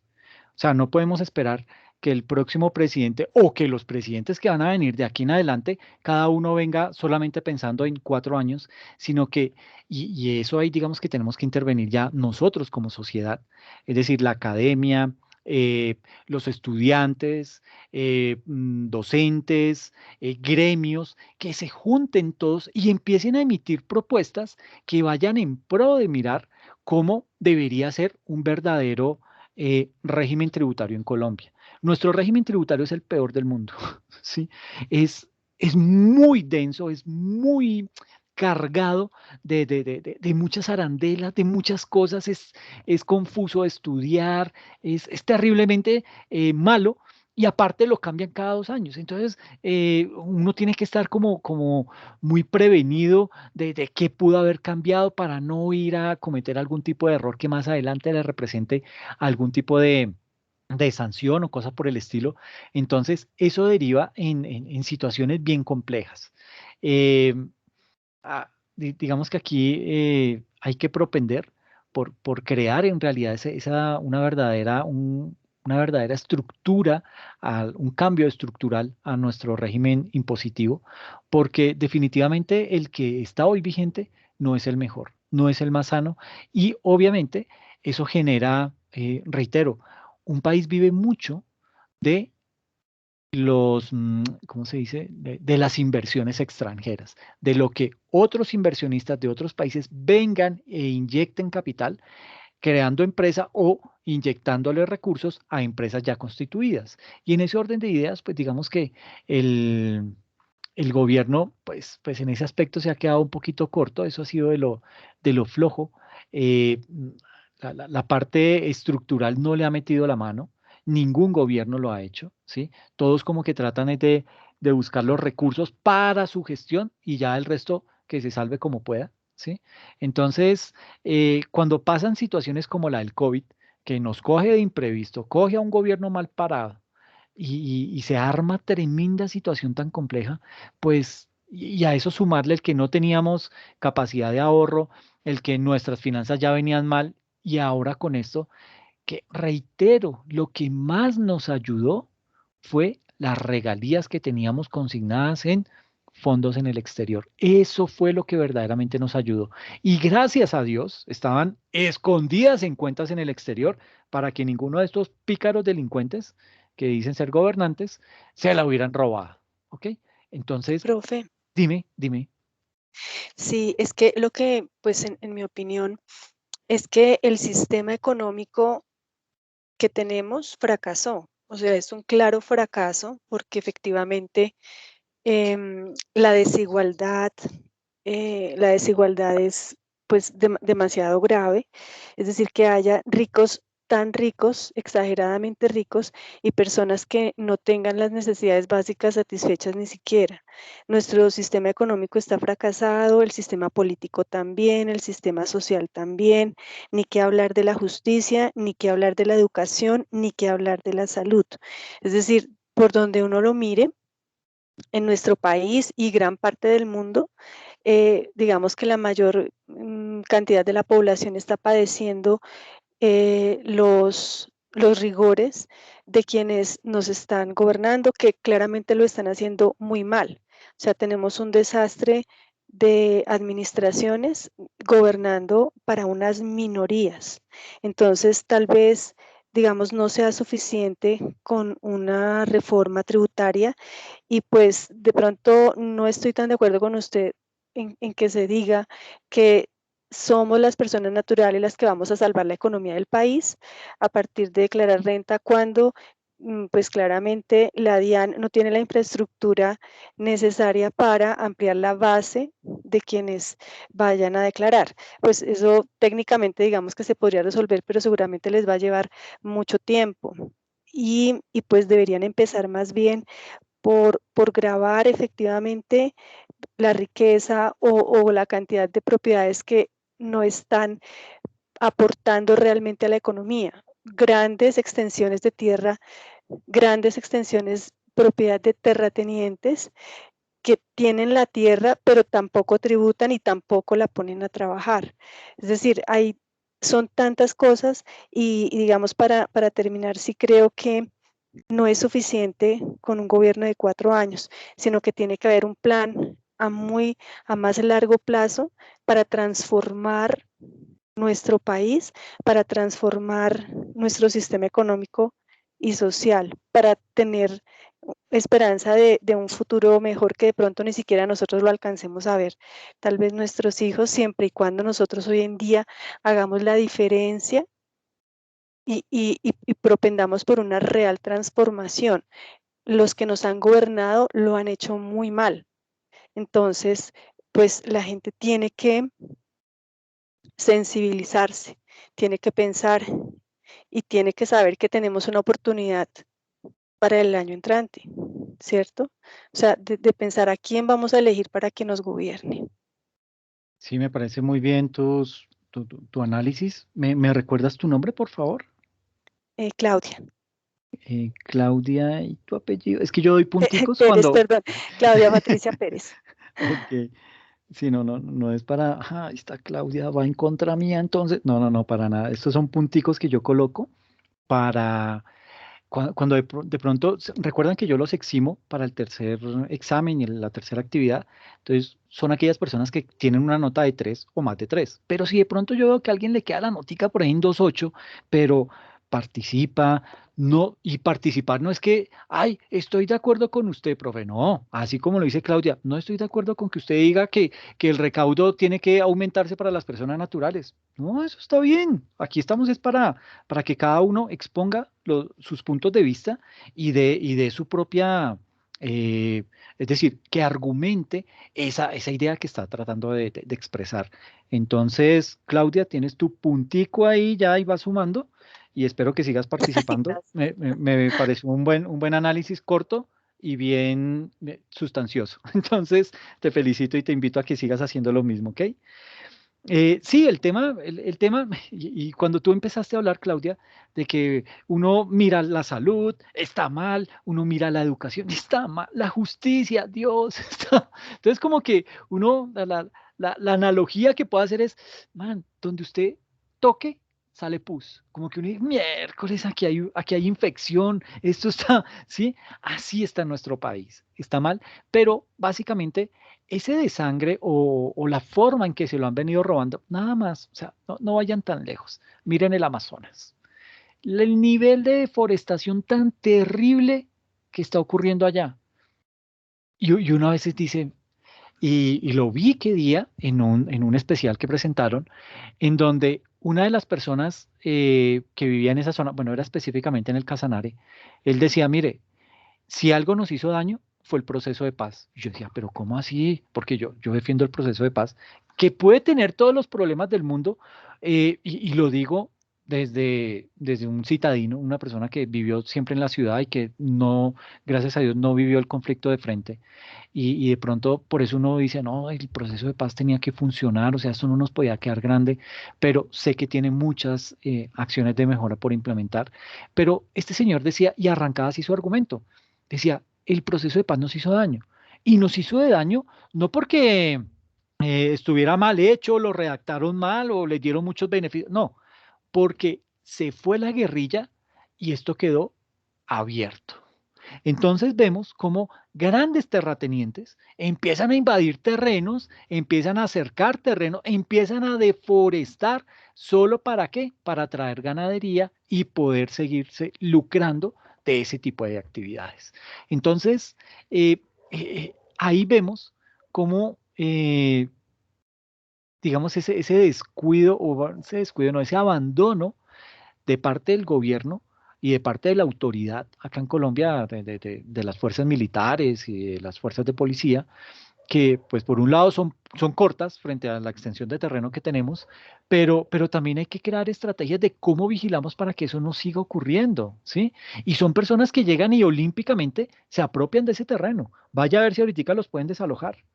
Entonces, todo ese tema, todo ese tipo de cosas como que mandan el mensaje equivocado en plena época en donde se avecina una campaña electoral, en donde nuestras finanzas están de lo más mal, porque ya si antes teníamos un colchoncito escondido que eran las regalías, hoy ya no lo tenemos, hoy ya no tenemos de dónde echar mano. Entonces, ¿qué puede llegar a pasar? Y a eso súmele el que nuestra economía es netamente extractivista, es decir, el día que se acabe el petróleo, sagrado rostro, mire para dónde agarra, porque no hay de dónde más echar mano. El café, el café, hay un artículo muy bueno en donde dice, Suiza es el país que más se beneficia con el cultivo de café de los países latinoamericanos. Entonces, o sea, uno dice, pero ¿de dónde? ¿Por qué Suiza? ¿Suiza qué tiene? Pues Suiza tiene tremenda multinacional que se llama Nestlé y ese sí sabe hacer café. Entonces, compra los granos, compra el café al precio más barato posible porque tiene el monopolio y se dedica a crear todo tipo de variedad de café para que nosotros como borregos vayamos y como, ay, sí, Nestlé, venga, y eso lleno de químicos y cosas de esas, y en realidad dejamos de apoyar lo nuestro. Pero eso es apenas una pequeña muestra de cuán mal está nuestra economía. Dependemos netamente de las actividades mineras. Depender de un commodity es lo peor que hay. ¿Por qué? Porque esas materias primas se acaban, ¿sí? Y si no podemos tener, o sea, qué está pasando hoy en Oriente Medio? Ellos están tratando de diversificar su economía como de lugar, con negocios malos, con negocios buenos, pero esa gente se está tratando de mostrar y tratando de decir, oiga, el petróleo se va a acabar, juepucha, ayúdenme. Mire, ¿qué está haciendo Arabia Saudita ahorita? Quiere crear la ciudad más grande del mundo, una ciudad del tamaño de Bélgica. Esa ciudad va a tener absolutamente de todo, va a tener taxis voladores, ¿sí? Y usted dirá, pero si no se los han inventado, sí, ya con el dron ya esa vaina está de un pelo. Entonces ya van a tener ese tipo de vehículos voladores, van a tener, imagínese, es una ciudad tan grande del tamaño, igual de grande al tamaño de Bélgica, de un país, pero solamente va a vivir 1 millón de habitantes. Entonces, va a vivir lo más exclusivo de la sociedad mundial, ¿ok? Va a ser una ciudad ecológicamente sostenible. Cuéntame. Pero volvemos a lo mismo, profesor. Entonces, allá en esa ciudad solo van a poder vivir los que tienen plata. Entonces, Exacto. aunque es el mismo, los beneficios y todas las cosas para los que tienen y el resto a fregarse. Sí, suena, Es te como entiendo. una ironía, pero sí, siempre volvemos a lo mismo. Entonces, todo esto es para el que tiene, el que pueda, y el resto queda. Por ejemplo, yo no sé aquí en Colombia qué pasó con ese tal beneficio del ser Pilo Paga. Creo que eso lo desmontaron. Sí, Yo pensaba en estos días qué pasó con esa gente, con esa ilusión que escogieron que iban a estudiar. Se quedaron a medio camino, o sea, sí, empiezan como con mucha, como con esa fiebre y después las cosas quedan por ahí. Y pues, Compañera, pues, perdón, ¿no? Señora. es que ahora que dices de ser Pilo Paga, afortunadamente lo desmontaron porque lamentablemente esa política estaba encaminada a favorecer y a fortalecer la educación, las universidades privadas y no las públicas. Entonces, gran parte de los recursos, el gobierno, como la mayoría de los estudiantes escogían universidades privadas, los Andes, la Javeriana, el Rosario, para estudiar, entonces ese subsidio iba directo de las arcas del Estado a las universidades privadas, desfinanciando las universidades públicas. Entonces era perverso y ese análisis lo hicieron y afortunadamente lo desmontaron. O sea, son políticas como por ejemplo agroingreso seguro. Eran subsidios, pero ¿para quiénes? Desviados para las personas de más altos recursos. También son un subsidio perverso porque realmente no va a cumplir con el objetivo. Era lo mismo de ser Pilo Paga. No servía para la gran mayoría de la población, con el agravante que estaba desfinanciando a las universidades públicas, que son las que deberían tener los mayores recursos para que la mayor cantidad de población pueda tener acceso a ella. Qué Sí, bien. claro, Oye, porque ahí de pronto la forma de, como lo plantearon, le dieron la elección al estudiante y era como de haber implementado, usted estudia acá, pero no darle esa opción porque sí, claro, la gente se fue por lo más costoso, por las demás no. Y eso de cierta forma fue lo que dañó el programa. vengan, pero ¿me pueden dar sus nombres, porfa? Las dos que están interviniendo. Gloria. Gloria y apellido. Cañaveral. Cañaverales, ok. Cañaverales. ¿Y quién más estaba participando? Ah, Claudia Pérez, qué pena Ah, meter otra. la cuchara. No, pero esto Per- ya es monopolio. Perdón. No, está bien, está bien. Eso está muy bueno. Pero sí, en realidad, la explicación que da Claudia frente a Serpilo Paga es eso. O sea, fue tan, digamos que nació con un buen propósito. Gracias a Dios, las personas que se vieron beneficiadas por Serpilo Paga lograron culminar, ¿sí? Les respetaron eso y ellos lograron culminar. Pero hubo ese tipo de subsidios dio pie a que en las universidades, sobre todo privadas, se generara una burbuja. ¿Burbuja en qué sentido? En que, por ejemplo, y esto es real, la Universidad de La Salle dijo, porque digamos que de todas las universidades, la que más se benefició fue la Universidad de La Salle. ¿Por qué? No sé. Allá fue a parar mucha gente de Serpilo Paga. Entonces, esta universidad que hizo, empieza a ver que viene una gran cantidad de recursos que le va a dar el Estado, porque el estudiante no paga nada. Entonces, dice, no, aquí me tapo yo en plata y comienza a hacer proyecciones de inversiones y comienza a adquirir obligaciones a largo plazo, porque pensando en que ese programa le iba a subsidiar todas esas inversiones. Cuando llega el momento en que llega el gobierno Duque, no más ser pilo paga, se acaba y comienza a mirar otro tipo de alternativas, pues obviamente estas universidades que estaban viéndose beneficiadas comienzan ahí sí ya a tener verdaderos problemas. Se empiezan a desfinanciar. ¿Por qué? Porque tienen que empezar a destinar recursos que tenían destinados para otro tipo de actividades, desviarlos y comenzar a cubrir las obligaciones que ya habían adquirido, esos compromisos que habían adquirido, los tiene que pagar de alguna manera. Y es ahí en donde ese tipo de universidades se empiezan, digamos que empiezan a vivir crisis debido a esa burbuja, debido a que de un momento a otro suspenden ese programa, como se dice vulgarmente, le cortan el chorro a esas universidades y viene lo que hoy ya en día todos conocemos. Desmontan el programa, ya nos siguen dando ese tipo de beneficios y obviamente lo que decía Claudia, eso sirvió fue para, con recursos que debían ir destinados a las universidades públicas, con ese tipo de recursos tienen que empezar a cubrir las obligaciones de esos estudiantes que se vieron beneficiados por ser pilopaga que estaban estudiando en universidades privadas. Entonces, digamos que ahí el tema no fue bien hecho, el tema no lograron medir en realidad cuál iba a ser el alcance de ese tipo de ayuda, que era buena.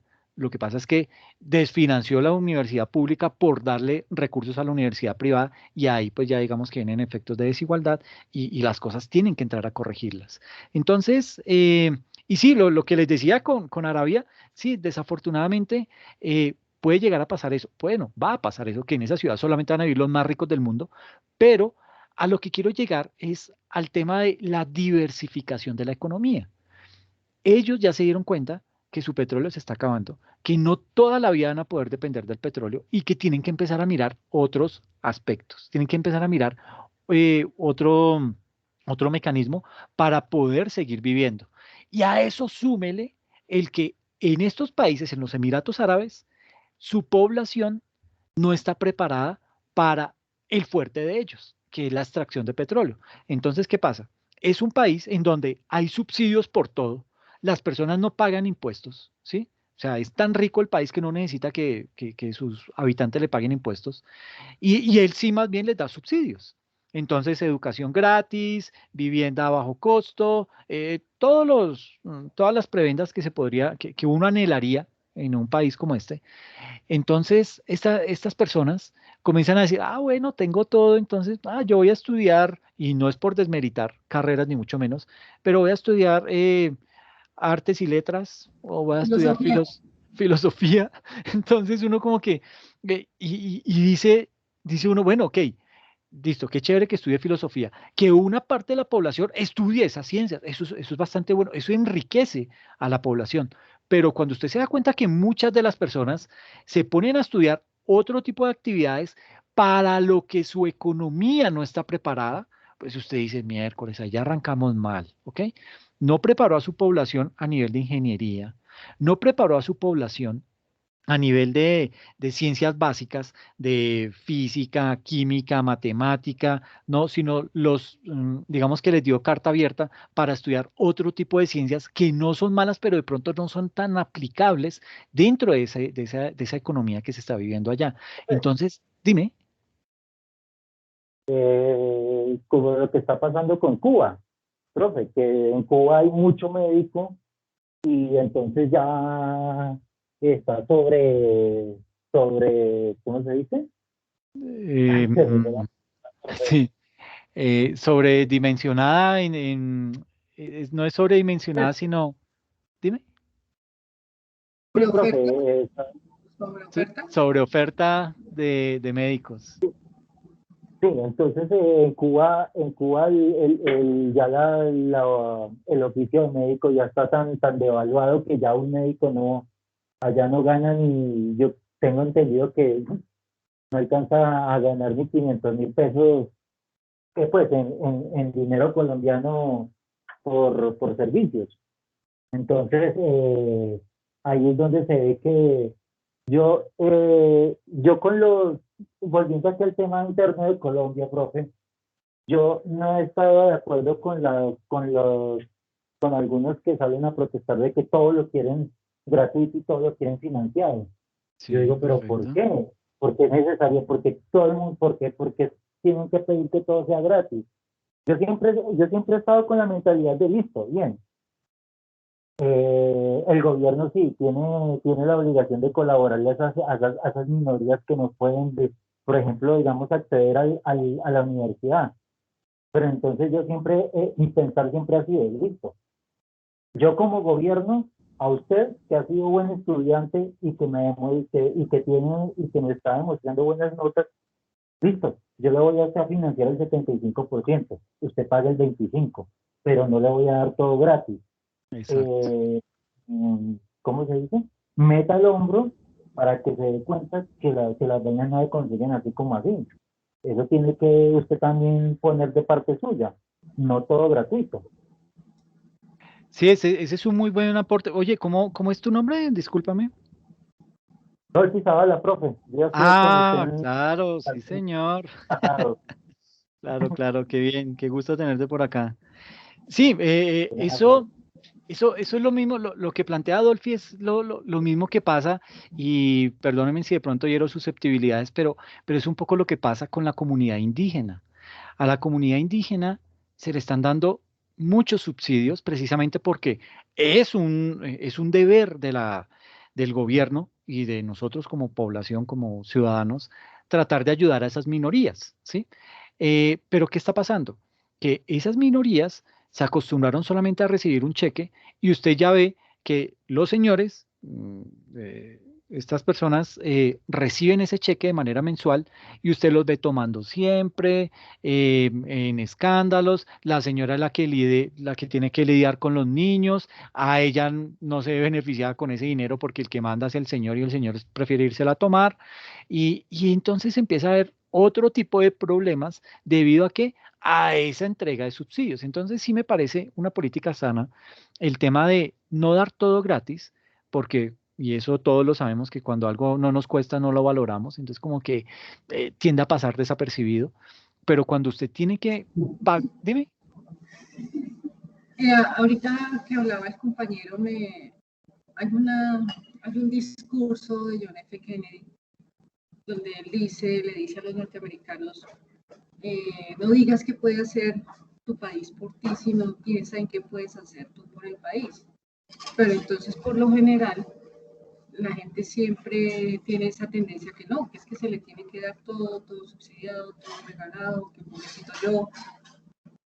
Entonces, eso es complicado.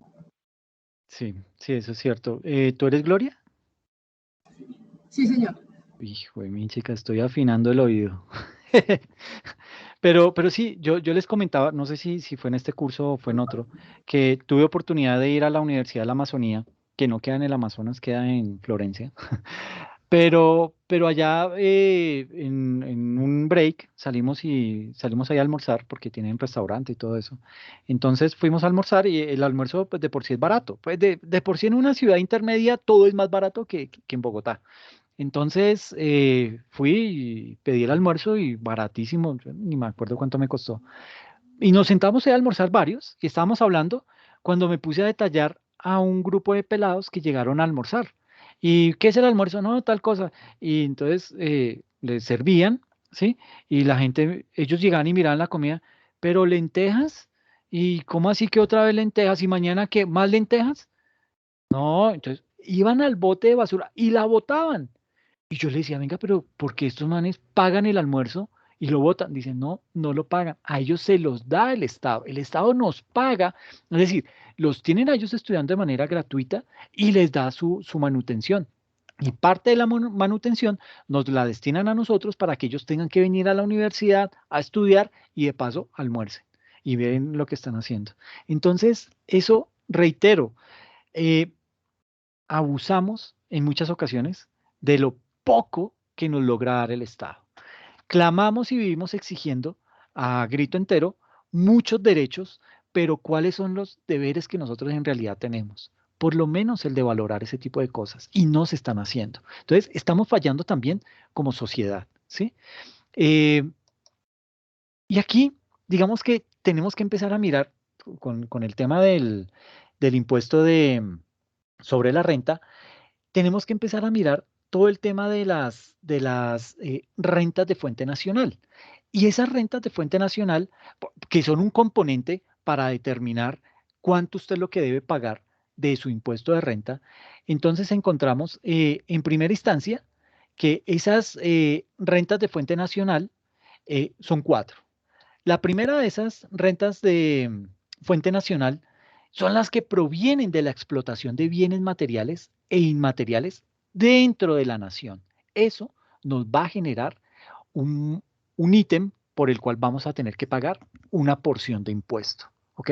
Todas esas rentas que provienen de la explotación de bienes materiales e inmateriales dentro del país. Viene otro componente que también hace parte de esas rentas de fuente nacional y son todo lo que tiene que ver con la prestación de servicios dentro del territorio colombiano. ¿Ok? Y viene un tercer componente de esas rentas de fuente nacional que es, digamos que en esa aplicación del principio de territorialidad objetiva, los servicios técnicos, los servicios de asistencia técnica, los servicios de consultoría y los servicios que son prestados a personas que están relacionadas por administración y dirección para efectos tributarios, se entienden que son prestados en el país, aún si son prestados físicamente desde el exterior. O sea, usted puede estar físicamente en otro país, pero si se ve que hay algún tipo de explotación de alguna actividad que le está generando ingresos a esa persona, así ella esté fuera, eso se considera también como una renta de fuente nacional, es decir, va a estar grabada. Y un cuarto componente de esas rentas de fuente nacional son los provenientes de la venta de bienes materiales e inmateriales que se encuentren en el país, pero al momento de su venta, al momento de su enajenación. Entonces, digamos que esas rentas de fuente nacional van a conformarme un punto muy importante dentro del cálculo del impuesto de renta que debemos empezar a pagar. ¿Ok?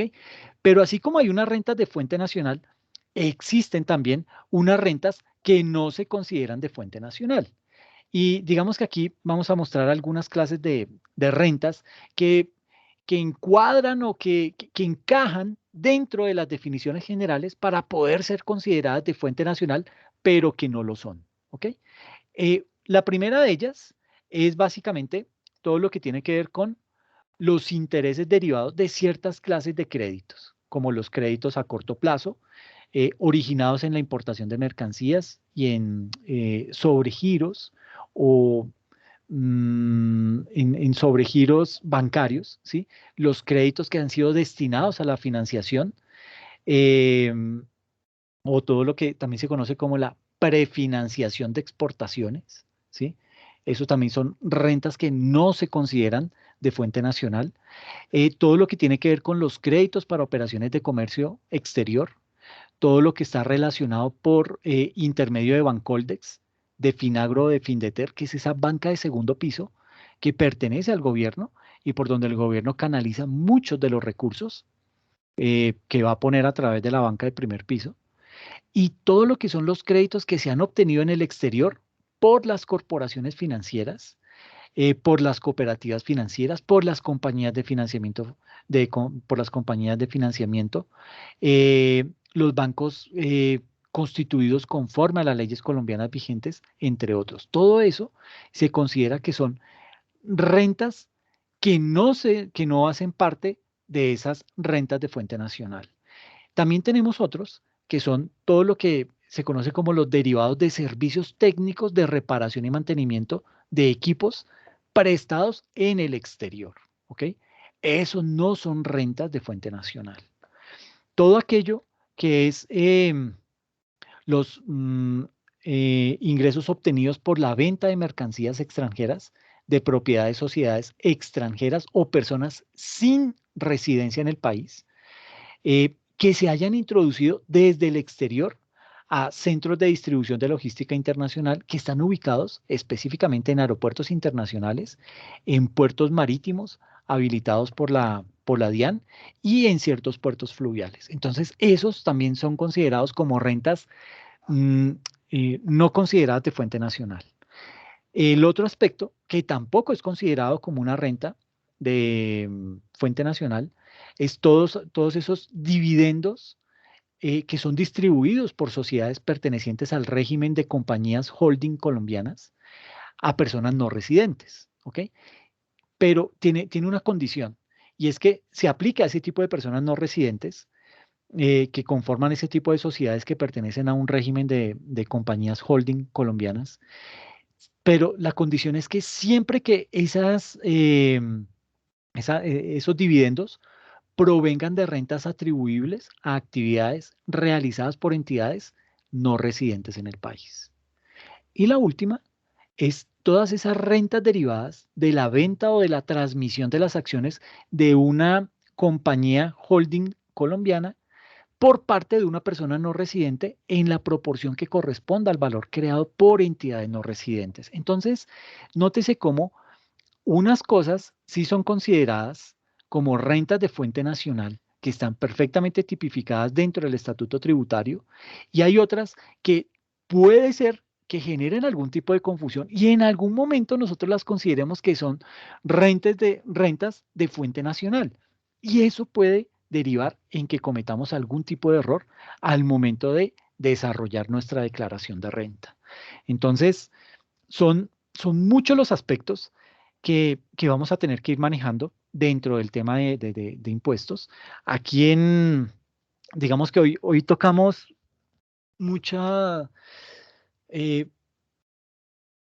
digamos que hicimos todo un panorama de situaciones malas que nos están pasando en Colombia y que directa o indirectamente se ven afectadas por el impuesto sobre la renta, pero yo voy a grabar otro video en donde voy a seguir ampliando información sobre el impuesto sobre la renta. ¿Para qué? Para que podamos hacer el ejercicio que les tengo planeado. ¿Listo? No sé si alguien quiere comentar algo. ¿Tienen? Dime.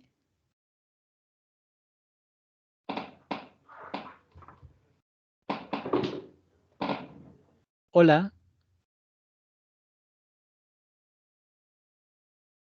Bueno, no sé, ahí como que perdimos la comunicación. Entonces, ¿qué es lo que voy a hacer con esto? Esta parte que es muy teórica, la voy a grabar. Les voy a publicar el video para que ustedes lo escuchen, tomen apuntes, lo puedan estudiar también por su cuenta. No echen en saco roto esto que les coloqué acá. Los artículos 5 al 419, no les estoy pidiendo que se vayan a poner ahorita a leer todo ese manojo de articulado que hay en el estatuto tributario. De pronto haga un ejercicio en donde determine cuáles son los que a su criterio considera que son los temas importantes para la declaración de renta, téngalos presentes y al momento en que hagamos el ejercicio, eso nos va a servir para poder ir resolviendo dudas, resolviendo inquietudes y de esta manera poder desarrollar un mejor ejercicio de aprendizaje. ¿Sí les parece la metodología o quieren que cambiemos algo?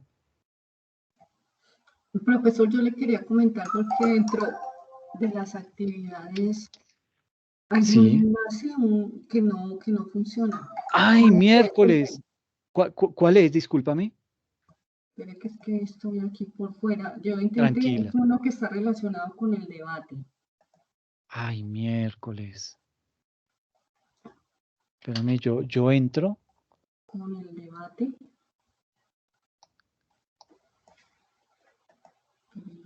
Por acá.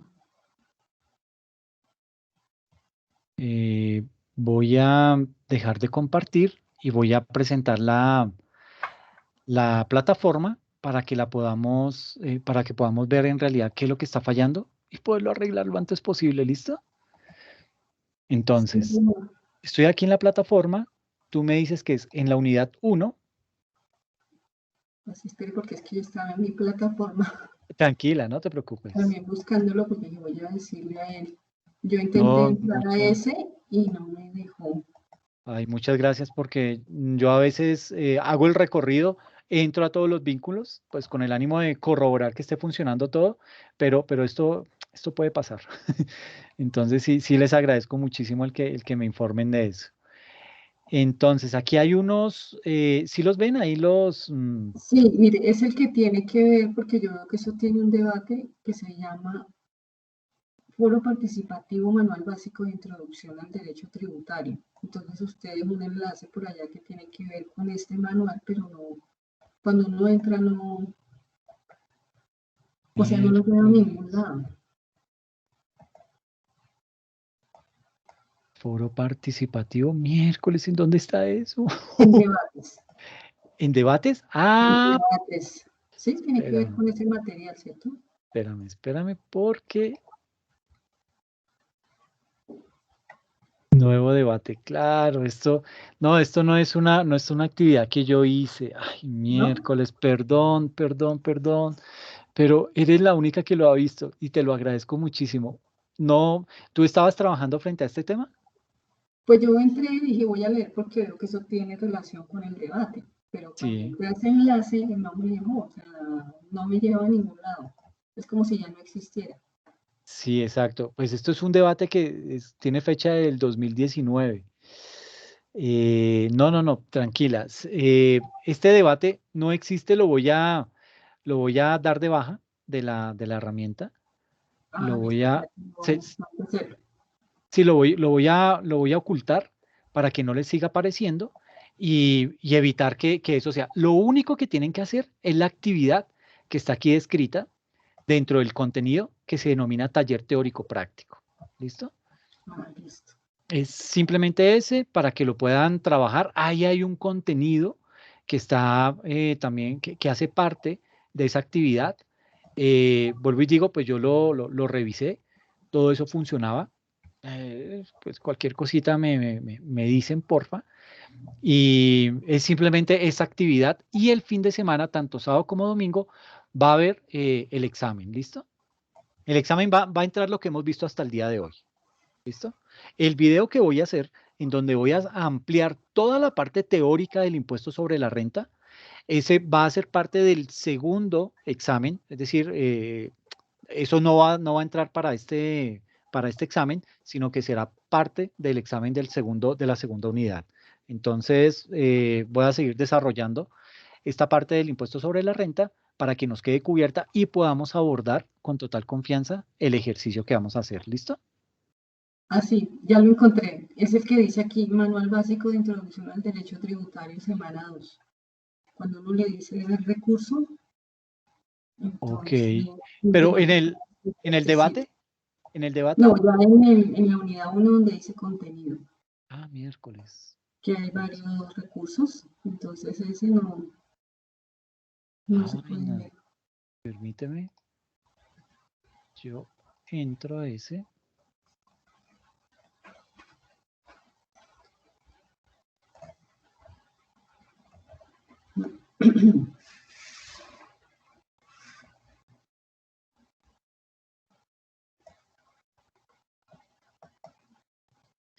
manual básico de introducción al derecho tributario, ok, Sí, entonces señor, voy a, ese no va a ver. Listo, no hay ningún problema. Revisar contenido. Entonces, por obvias razones, esto no va a entrar en el examen, ¿no? Así que no se preocupen. Ese manual básico.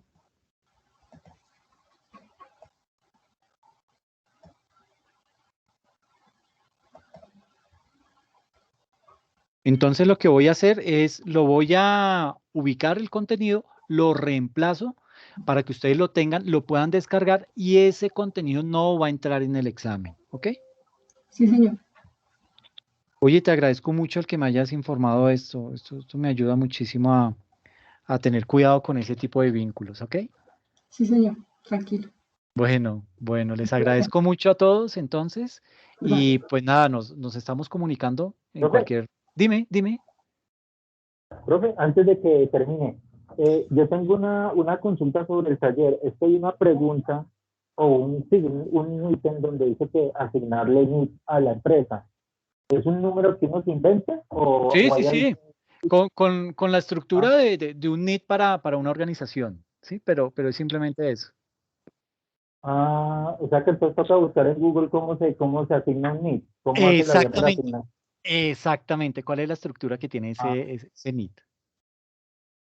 listo. Ok, profe, listo. Gracias. ¿Listo? Qué bien. Bueno, les agradezco mucho. Muchas gracias por la participación. Gracias por jalarme las orejas con estas cositas de los vínculos, porque como les decía, es fácil fallar en eso. En cualquier momento algo cambia y pues el vínculo ya deja de funcionar. Pero reitero, les agradezco muchísimo esa colaboración y pues nada, nos vemos en 8 días, ¿ok? Bueno, profe, Muchas gracias. No, a Feliz ustedes. día. Gracias, cuídense mucho. Sí, profesor, gracias. Bueno. Que esté bien. Hasta luego. Ok, que Gracias, les vaya profe. bien. Buenas noches. A ustedes, cuídense. Listo, profe. Muchas gracias. Buenas noches. Ok, Dolphy, que te vaya bien. Buenas noches para todos. Gracias, Eddie. Lo mismo para ti, viejo.